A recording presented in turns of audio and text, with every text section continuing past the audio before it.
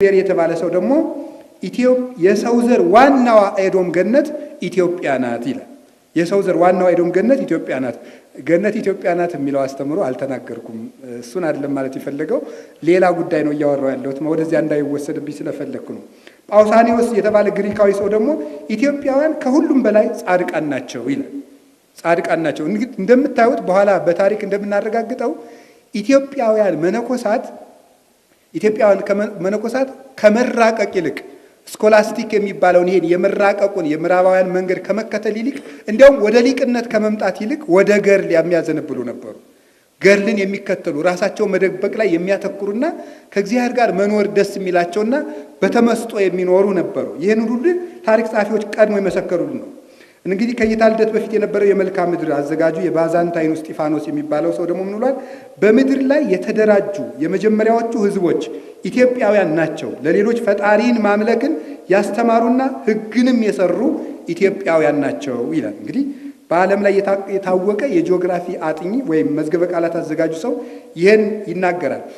ለእምነት ምልክት የሆን ሕዝቦች መሆናችንን ሌሎች ታሪክ ጸሐፊዎች ሲመሰክሩ ደግሞ አሁንም ዲዮድሮስ የተባለው ሰው ኢትዮጵያውያን አማልክትን ለማክበር መስዋዕትን ለማቅረብ ባለ ንግስናን ክብረ በዓላትንና ሌሎች አምላክ የሚከበርባቸውን የአምልኮ ስርዓቶችን እንዲፈጽሙ የተማሩ የሰው ዘሮች ናቸው። በዚህ ምክንያት የኢትዮጵያውያን ቅድስና ከሀገራቸው ውጭ በዓለም ሕዝቦች ዘንድ ደምቆ ተጽፏል። በአጠቃላይ በኢትዮጵያውያን የሚቀርበው መስዋዕትም ሰማያትን እጅግ ደስ የሚያሰኝ ነው ተብሎ ይታመናል ይላል። እንግዲህ ይሄ ሁሉ ነገራችን ነው ዛሬ እየተበላሸ ያለው። አሁን ይሄ ህብረት ከጠነከረ ይሄን የኢትዮጵያ ልልና ያመጣዋል ብለን እናስባለን። ይሄው ዲዮድሮስ ሲናገር ከግሪካውያን ፈላስፎች መካከል ሆሜር የሚባለውን ሰው ወይም ባለቅኔውን ይጠቅሳል። እና ይሄ ሆሜር የሚባለው የታወቀው ባለቅኔ ከግሪክ አማልክት መካከል አንዱ በኢትዮጵያውያን የአማልክት በዓል ፍቅር ተነድፎ በዓል ለማክበር ኢትዮጵያ ሂዶ ነበር ብሎ ጽፎ ነበረ። እና በጣም የሚያስገርመው ግብፃውያን አማልክቶቻቸውን ከኛ የአማልክት በዓል ይልቅ የኢትዮጵያውያን በፈጣሪ ዘንድ ተቀባይነት ያለው ነው ብለው የዓመቱን ጸሎታቸውን ለማሳረግ ጣዖቶቻቸውን ተሸክመው ወደ ግብፅ ወደ ኢትዮጵያ እንኳን ይመጡ ነበረ። ታዲያ ግን ነገስታቱ አላስገባቸው ሲሉ ድንበር ላይ አድርሰነው ከመለስንም ያው አክብረናል ብለው እስከ መመለስ ድረስ ይደርሱ ነበር። ላይ ኢትዮጵያውያን አምልኮታችን የተመሰከረልን ነን ማለት ነው። ይሄው ሰው ሲናገር ዲዮድሮስ ምን ይላል? ኢትዮጵያውያን እነርሱ ለአምላካቸው ካላቸው ክብርና ቅድስና የተነሳ ግልጽ በሆነ መልኩ እነርሱንም የአማልክት እንክብካቤ አይለያቸውም። እግዚአብሔር እንዳልተለየን ቀኝ ተገዥነት ገጥሟቸው አያውቅም። አንዳቸው ከሌላው ጋር በነፃነት ይኖራሉ። ምንም እንኳን ብዙ ኃያላን ገዢዎች በእነርሱ ላይ ጦርነት ቢከፍቱም ኢትዮጵያውያንን ለማሸነፍ ከነዚህ ውስጥ አንዱም እንኳን አቅም አልነበረውምና አልተሳካለትም ይላል። የዚህች ኢትዮጵያ ልዕልናዋ ምን ይመስላችኋል? ከነፃነት ታሪካችን ላብነት አንደኛው የንጉሥ ቂሮስ ልጅ ካምቢሰስ የተባለው ሰው ኢትዮጵያውያንን ለመውረድ ጌታችን ከመድኃኒታችን ከኢየሱስ ክርስቶስ ልደት በፊት የነበረ ነው። እንግዲህ 400 ወይም 390 ዓመታትን ቀድሞ የነበረ ሰው ነው እና ይህ ሰው ቅድመ ለክርስቶስ የነበረ ሲሆን ምን አለ? ግብፅን፣ ባቢሎንን፣ አሶርን፣ ጢሮስን፣ ሲዶናን የአረብ ግዛቶችን ሁሉ ወሯል። ኢትዮጵያን ለመውረር ሰላዮቹን ልኮ ነበረ እና ጊዜ የኢትዮጵያው ንጉሥ ምን አላቸው ለሰላዮቹ? እናንተ ውሸታሞች ናችሁ። ንጉሳችሁም ክፉ ሰው ነው። እውነት ለሆነው ነገር ትንሽ እንኳን ግድ ቢኖረው ኑሮ ከራሱ ግዛት ውጪ የሌላን ግዛት ባልተመኘ ነበር።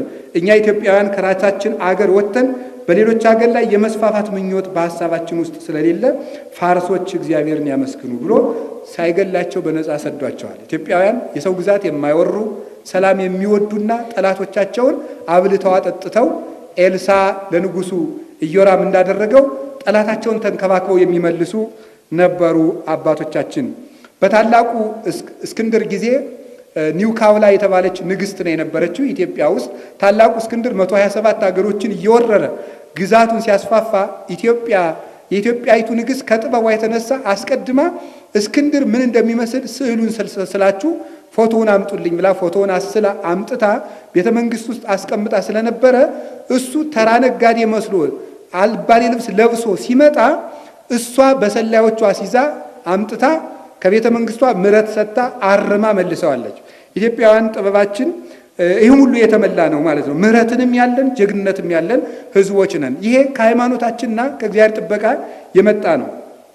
የመካከለኛው ዘመን የአውሮፓ ታሪክ ጸሐፊ ምን ብሎ ይናገራል? የግብፁ ሱልጣን የኢትዮጵያውን ንጉሥ ይፈራዋል፣ ምክንያቱም የኢትዮጵያው ንጉሥ በዓለም ላይ እጅግ ገናና ነው፣ ንጉሥ በመሆኑ ነው ይላል። ይሄ የሚታወቅ ዘንድ አጼ አምደ ጽዮን፣ አጼ ሰይፈ አርድ፣ አጼ ሰርጸ ድንግል፣ እነዚህ ሁሉ አባቶቻችን፣ አጼ ዳዊት፣ እነ ንጉሥ ነአኩቶ ለአብ፣ እነዚህ ሁሉ የግብፁ ሱልጣን የግብፁ ኦርቶዶክስ ተዋሕዶ ቤተክርስቲያን ፓትርያርኩን እያሰሩ እያሰቃዩ መከራ ባጸኑባቸው ጊዜ አባይን በመገደብ በማስፈራት እዚያው ድረስ ጦር ሰብቀው በመሄድና ነፃነትን በማስከበር የታወቁ ነፃ አባቶቻችን ካልነኳቸው የማይነኩ ነበሩ። የኢትዮጵያውያን ነገስታት ኮፕቶችን በመልካም ሁኔታ በርህራሄ እንዲይዟቸው ለማድረግ በልዩ ልዩ ጊዜያት ሱልጣኖች ላይ ጫና በማሳደር በመሳሰሉት ሁሉ የተለያዩ ነገሮችን ያደርጉ ነበር ብለው አባ ታድሮስ ማላቲ የግብፁ የታሪክ ጸሐፊ እና ተርጓሚ እሳቸውም ይሄንኑ መስክረዋል።